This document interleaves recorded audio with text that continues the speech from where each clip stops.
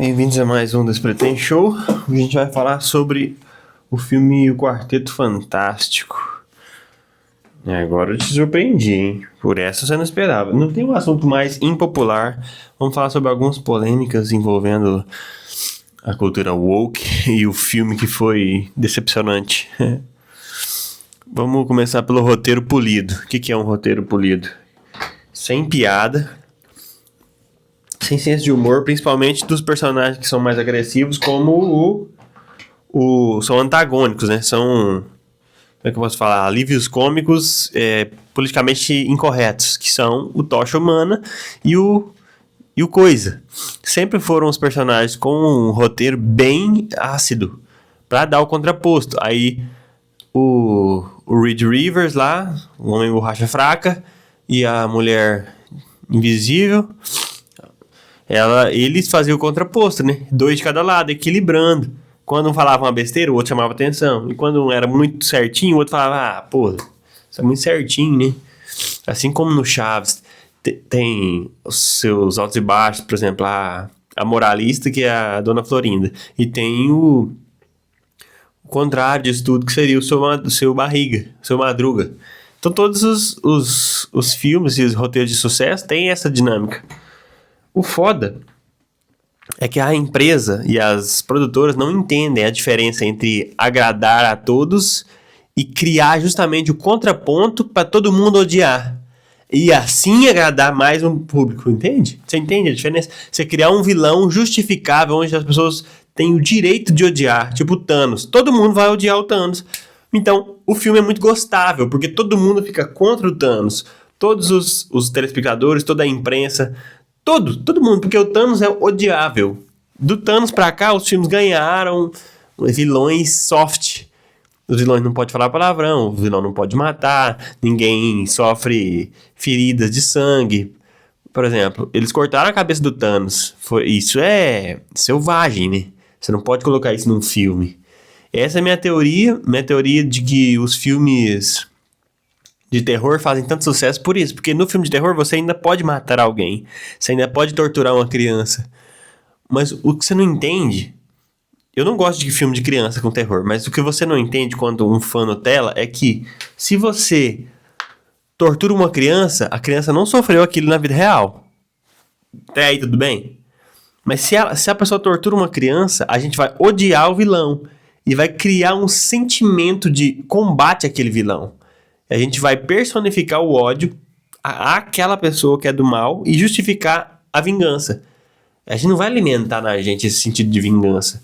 Numa sociedade saudável, a gente tem os vilões muito bem definidos e os heróis que vão derrotar aquele vilão. Por exemplo, Jeff Dahmer. Por que as pessoas estão gostando de vilões? Aí tem a série do vilão. Aí você fica assim, caralho, mano, a gente não combate mais os vilões. Aí a polícia chega pra prender o Jeff Dahmer, a gente defende o Jeff Dahmer. Tipo assim, que sociedade maluca é essa que começa a defender os malfeitores, sabe? Aí você começa a misturar os conceitos. A partir do momento que você cria vilões gostáveis ou antagonistas, tipo Deadpool. Deadpool não é um vilão, ele é um anti-herói. Aí a comédia que entra forte, com piadas bem marcadas e bem escolhidas, com roteirizadas do jeito certo. Você não vai gostar do cara, do anti-herói, porque o anti-herói ele tem a permissão pra matar os vilões. O Superman não mata, ele prende. Vamos supor, o Superman é justo. Agora, o Deadpool, ele quer matar. Ele quer resolver com a morte, ele quer encerrar aquilo de uma vez por todas. Facilita a gente esse radicalismo, esse extremismo, né? Quando a gente traz pra vida real, essas coisas não funcionam. Se o Superman na vida real ele não matasse o Lex Luthor vai sair da cadeia e vai matar mais gente. Aí cada vida que o Lex Luthor mata você pode colocar na conta do Superman, entendeu? Então, trazer essa ficção pra vida real é muito complicado.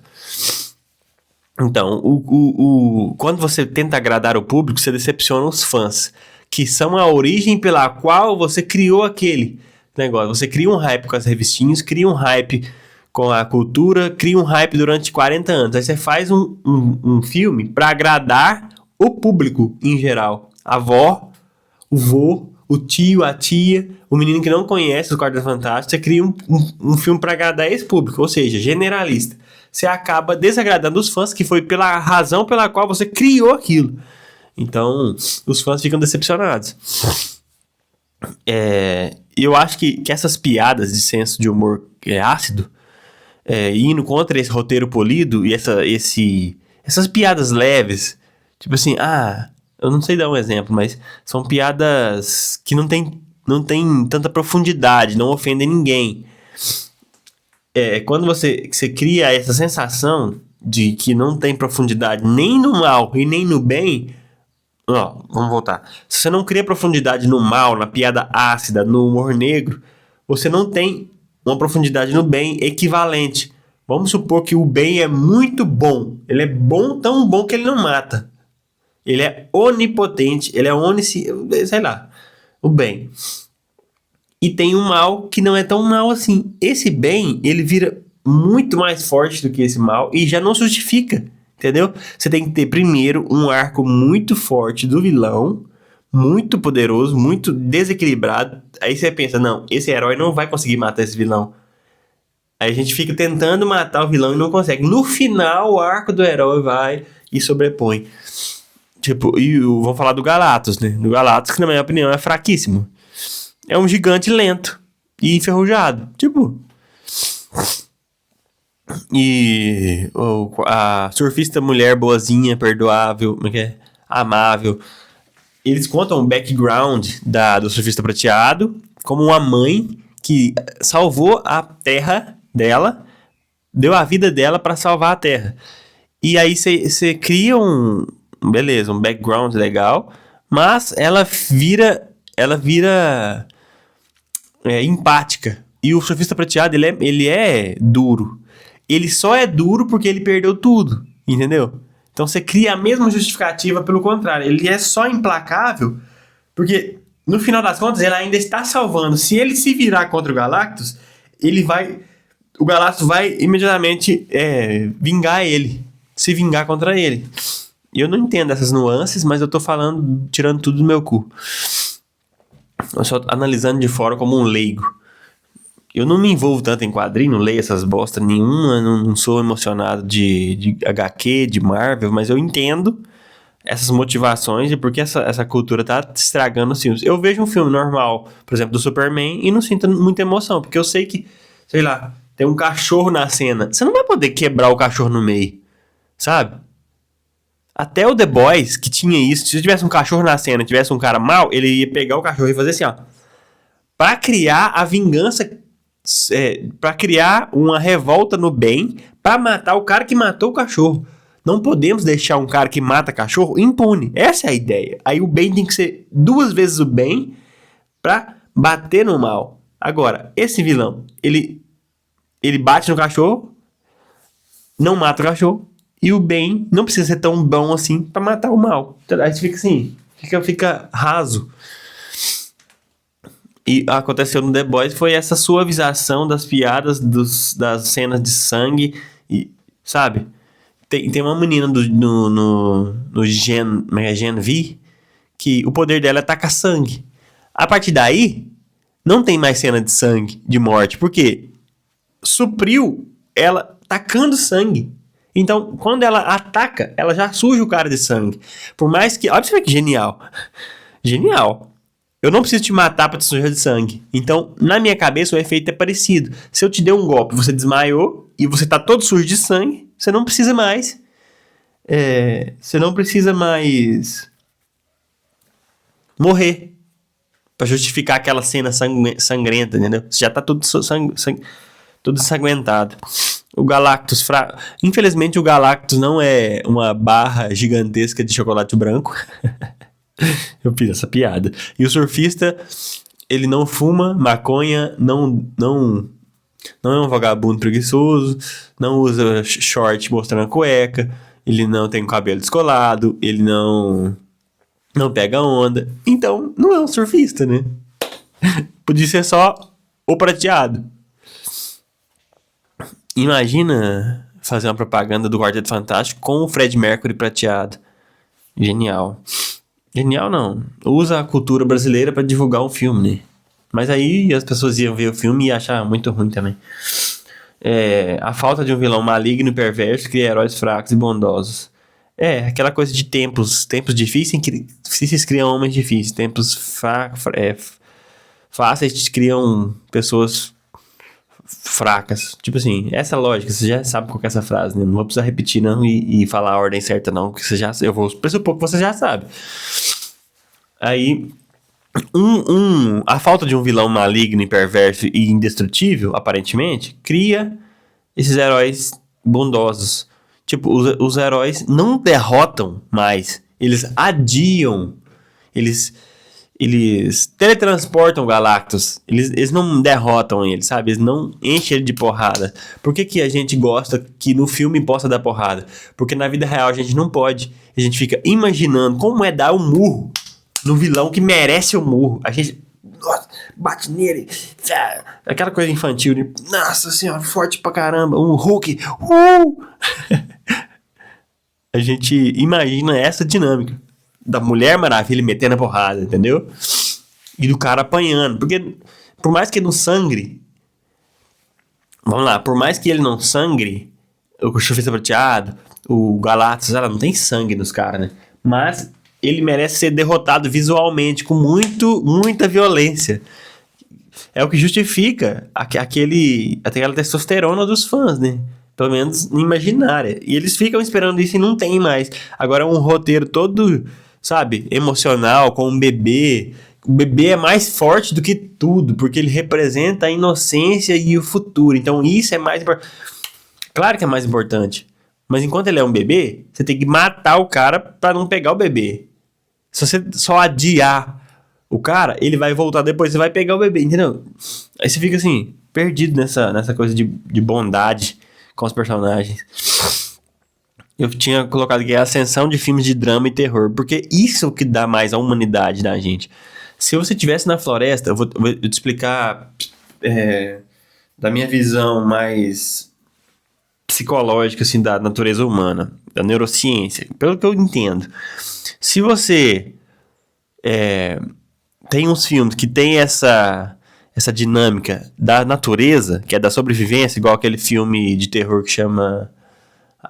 o Extermínio, a Revolução lá, o último Extermínio. Tipo assim, eu fiquei com muito medo de assistir. Eu senti o que eles estão sentindo no filme. Eu não preciso de ter um super-herói pra sentir medo, por exemplo. Aí, se eu sentir muito medo, eu posso sentir mais alegria, porque aí eu equilibro o meu, entendeu? Meus picos de altos e baixos nas emoções. Agora, se eu não sinto medo, tem uma cena de medo. Eu não sinto medo, tem uma cena de suspense. Eu não sinto, sabe, perigo. Aí tem uma cena de alegria. Mano, não adianta eu querer fingir isso. Por isso que os filmes de terror, na minha opinião, estão sendo mais...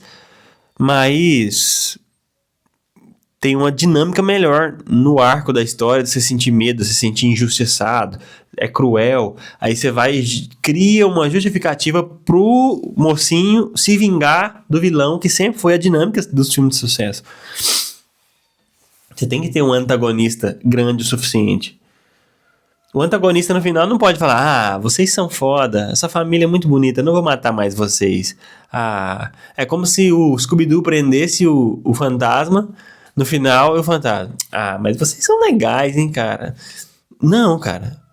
Tinha que ficar brabo. O vilão tinha um motivo justificável de ser vilão. Ele tem uma dor. Então ele tem um motivo de fazer o mal.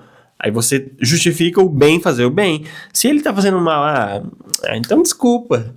Vocês me perdoam? Aí todo mundo, sim... Cara, isso não incentiva o perdão. É engraçado falar disso, né? Mas isso é um teatro, né? Que não te incentiva as virtudes de verdade. Porque, igual eu tô falando, na neurociência da natureza não funciona assim. No sistema de incentivo de perdoar alguém na natureza, é diferente. A racionalidade humana, né? Mas eu falo assim, a dinâmica da natureza é muito implacável. É como se fosse o filme do Predador na vida real. Se você me ameaça, eu vou ter que te ameaçar mais pra você parar de me ameaçar, ou eu vou ter que te matar pra você parar de me ameaçar.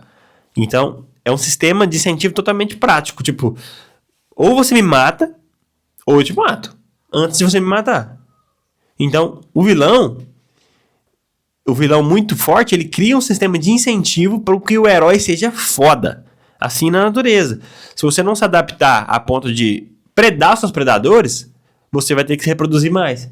Então você vai ter que ser mais numeroso para sobreviver, sua espécie sobreviver na quantidade e não na qualidade. Então, ou você evolui para matar quem te mata, ou você evolui para sobreviver a quem te mata de uma forma estratégica, como os animais fazem, reproduzem mais. Normalmente as presas têm mais numerosos números de habitantes, de população.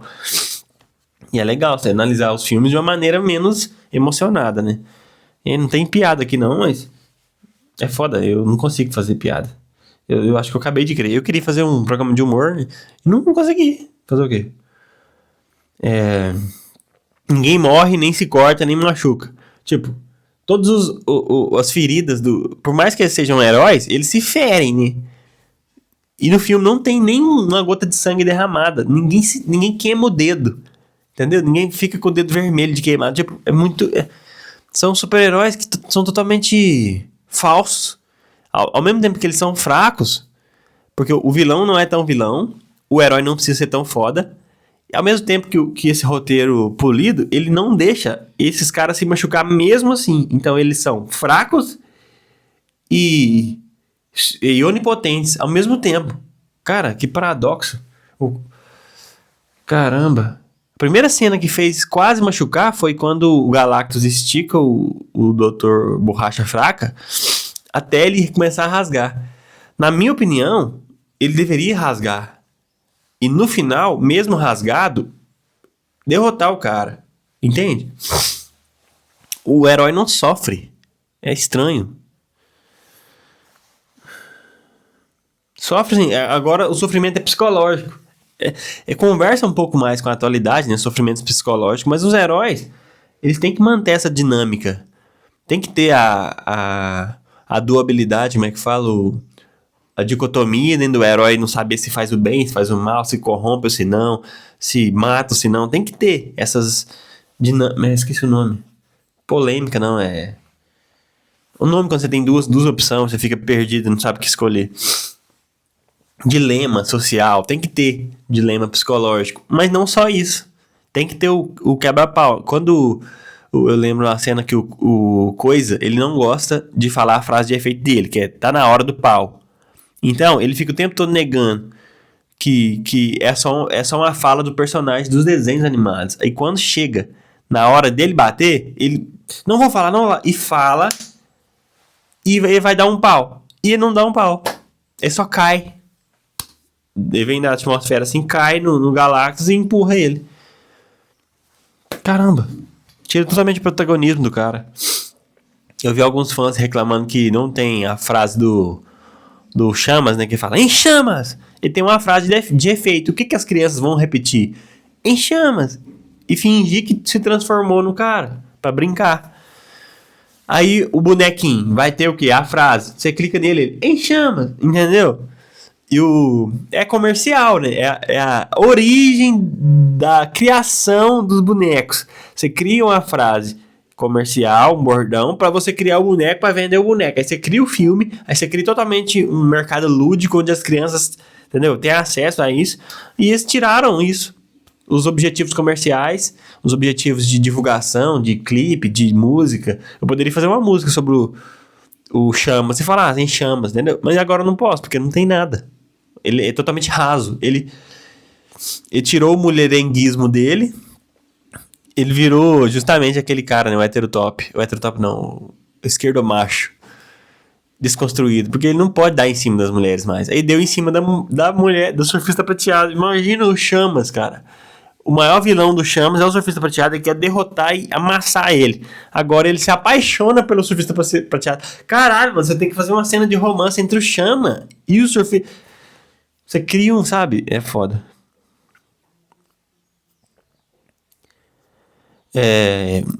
Depois que criaram o universo paralelo pra justificar qualquer coisa, estragaram os roteiros, porque eles podem errar. Esse filme é apenas uma versão de um multiverso. Tipo assim, Homem-Aranha do Miles Morales. Pode errar, pode fazer errado, pode fazer Homem-Aranha amarelo, chinês, entendeu? Você pode fazer tudo, agora não tem mais a justificativa do roteiro foda e bem adaptado. Então, tipo, a desculpa perfeita pra errar. Eu acabei de falar isso no improviso, eu tinha escrito isso. Ó. A desculpa perfeita pra errar. A gente quer filmes memoráveis, né? Como fãs, assim, de filmes. Eu não sou fã de nada, mas eu gostaria de ser fã de algo, entendeu? Eu queria ter algo memorável pra ser fã, mas a cultura tá produzindo coisas fracas, assim. A única coisa que eu gosto muito... Deixa eu ver o que eu gosto bastante. Talvez o Pacificador seja um pouco do que eu gostasse. Eu tenho tendência a gostar de The Boys, mas eu assisti a terceira temporada muito ruim. Não consegui gostar mais tanto quanto eu gostava.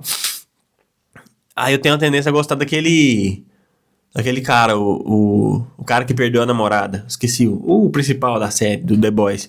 Que ele é um cara comum, que consegue, com suas conexões e networking ali, meio que derrotar os fodões, que é o Dr. Pátria lá. Esse é o nome dos caras. Foda-se. E derrota o Flash, que o Flash tem problema do coração. Engraçado. Você humaniza os heróis e você dá poderes de super-heróis pros humanos, que é a burocracia e poder... Entendeu? Aí é foda a construção da primeira temporada da série, do The Boys. A briga de marca... Disney e Sony atrapalham o dinheiro. Aí eu dei o exemplo da Marília Mendonça. E eles estão conseguindo destruir o legado da Marília Mendonça por brigar na justiça por direitos autorais. Na minha opinião, você devia fazer os filmes, dividir os direitos autorais em partes iguais. Acabou a discussão. O pai vai ter 50% e a empresa vai ter 50%. Acabou, não tem que discutir se alguém merece 60%. Aí você não faz o filme da Marília Mendonça, não faz a série, não faz documentário, não faz nada, porque tá parado em justiça. Todo mundo concorda que a Marília Mendonça... A Marília Mendonça é um dos poucos artistas que são unânimes depois que ela morreu. Unânime. Ninguém odeia a Marília Mendonça. Entendeu? Por mais que a música dela seja ruim, as pessoas entendem a importância da mulher que criou o seu movimento no sertanejo. Entendeu? Ela é legítima, porque ela fez aquilo na prática. É diferente de você querer criar uma novela com um herói de mentira, o Odete Roitman. Você quer dar uma importância pra ela diferente. Não, ela é vilã, maligna, ponto, acabou. Não tem como humanizar o Odete Roitman. Ela merece vingança e morte, entendeu? Aí você vai e regrava a novela como se ela fosse algo diferente. Ela vai ser ressocializada. Caramba. Ela é um personagem. Agora, a Marília Mendonça não tem essa coisa de vilão. Não tem essa coisa de mal. Ela é simplesmente uma artista que canta pra caralho. E a briga da Disney e da Sony atrapalhou, né? Tipo, essa dinâmica de... faz o multiverso, porque aí você cria outros universos, porque aí você não precisa respeitar a briga. Você compra personagem, vende personagem, entendeu? E vira a maior bagunça do mundo. Cadeirinha pro Bebê Fantástico. Já estamos terminando. A cadeirinha pro Bebê Fantástico foi algo tipo... Caramba, velho. É um bebê que ele não morre. Ele é um bebê fantástico. Ele é uma força da natureza. É mais fácil você criar um bebê indestrutível. Muito melhor. É foda, mano. Cria um bebê indestrutível. Pode bater a muleira e não quebra. Ou ele bate a muleira e você cria um buraco e regenera o buraco. Você fala, no bebê é foda. Imagina, eu quero ver o próximo filme do bebê. Dessa criança herói. Eu quero ver ela crescendo como um herói. E não tem. Tem um final totalmente feliz. Tipo, eles criam uma dinâmica por trás da cadeirinha do bebê que é legal. Confesso, é divertido. Você pensa, não, o bebê super-herói vai ter uma cadeirinha super-herói. E eles criaram a cadeirinha, um conceito humano, numa época que não existia cadeirinha. Que era na época que as pessoas morriam sem cinto. Que o filme se passa nessa época, né? Uma visão mais anos 90, assim. Anos 80, de robôs, aquele robô doméstico, sabe? Que foi criado lá acho que foi pra detectar o Galactus. Essa visão, essa utopia que naquela época a tecnologia atendia o que hoje não existe. É um filme, tá tudo certo. Não precisamos discutir se não. Um robô tecnológico naquela época, ele não teria tecnologia pra achar o Galactus. Mas é um filme. Tudo bem. Mas aí a noção da cadeirinha já, sabe? Você pode criar, mano, uma bolha. Uma cadeirinha em forma de bolha. Que a pessoa balança assim, bate e fica rindo. Eu gosto desse senso de humor dos filmes de antigamente. Por exemplo, que criaria uma bolha que o bebê fica batendo a cabeça. Em vez dele bater a cabeça e se machucar, ele fica batendo a cabeça e rindo da própria agressão, da própria... Da próprio... Tipo, pro bebê que não sente dor, é divertido ele se machucar como um bebê se machucaria e morreria. Então, esse é um bebê foda. E fica rindo dos próprios acidentes, dentro da bolha que tá construída pra proteger ele, entendeu? Não sei se vocês entenderam. Agora, não, o bebê é foda. Um bebê fantástico não pode ser um bebê normal, cara. Aí você põe uma cadeirinha pro bebê fantástico. Aí você quebra aquela camada entre herói e ser humano. Você humaniza demais. O foda dessa cultura woke, essa agenda woke, que você cria um bebê pra agradar minha mãe, minha tia, minha namorada, que não queria ver o filme. Aí, por causa de bilheteria, você cria algo raso, e aí você não cria algo foda pro fã. Entendeu? Aí você cria algo raso para as pessoas verem, as pessoas veem e não acham tão legal assim também, não. Quem convida a pessoa para ir no cinema é o fã maluco que... Não, vai lá ver. Convida a mãe, convida o pai, convida o filho. A pessoa que é comum, que ela foi agradada, agora ela vai, porque o filme tá de boa. Não tem tanta violência assim. É um filme com história, com início, meio e fim. Tem empatia no filme. Tem uma vilã mulher. Tem uma heroína mulher que é foda. Que o arco é em torno da mulher, não é mais do homem borracha fraca. Aí as pessoas vão lá ver. E elas se decepcionam. Ah, mano, é só um filme de herói. Elas não pegam essas nuances. E o fã que levaria 5 pessoas com ele, porque ele é fã, o fã faz isso. A missão do fã é evangelizar as outras pessoas. O fã fica decepcionado e não leva ninguém. E também ele cogita parar de ser fã. Então você desagrada os dois públicos, querendo agradar a todos, entendeu? Isso que é foda.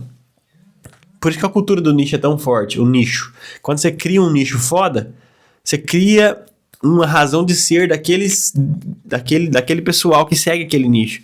Agora, quando você cria um produto para agradar a todos, você não agrada ninguém.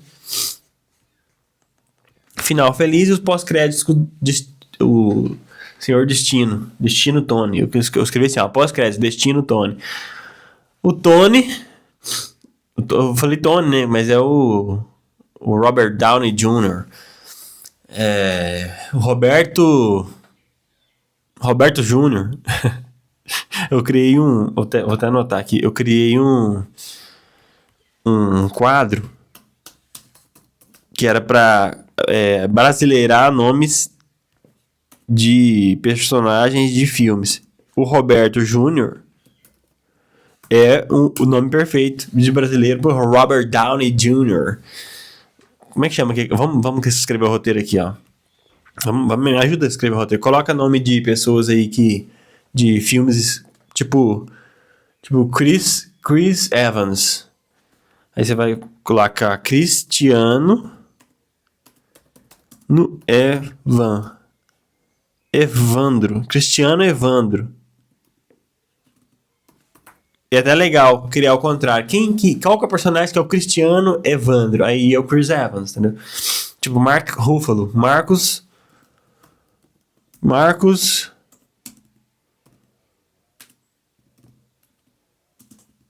Ruffles. Marco Riffle. Entendeu? É essa dinâmica. E às vezes é engraçado, às vezes não. Paul McCartney. Paul. Como é que chama? Que cara é? Que morreu? Esqueci o nome dele. Paul Walker. Paulo. Nepalho não. Paulo Andarilho. Paulo Andante. É o Paul Walker, entendeu? Essa é a dinâmica. Eu queria achar a piada aí. É mais complicado, mas vamos tentar. E chegamos ao final de mais um Despretém Cheques. E no Despertem Cheques tem um papo furex, que é um papo que não deve nada pra ninguém. Então, eu não me sinto nem digno de pedir inscrição, de pedir nada, porque eu tinha prometido que até o final do ano eu ia fazer testes. Hoje é 7/11, então a gente tem mais 2 meses pra testar e sair dessa depressão criativa que eu tô passando e tentar atingir um bem-estar psicológico a ponto de eu conseguir me divertir e divertir alguém que possivelmente esteja vendo. Então, depois de soltar todas essas inseguranças no final, eu nunca me achei digno, né, de criar. Agora eu tô tentando exercitar cada dia mais essa criação e essa opinião impopular e ao mesmo tempo aprender o poder do não e perder a vergonha de expor meus pensamentos, a princípio querendo desagradar, depois encontrar meu verdadeiro eu e aquela essência de ser e parar de tentar enganar a si próprio, e aos poucos a gente encontra. Eu espero que você se inspire nessa tentativa para achar também a sua melhor versão. E é isso. Falou.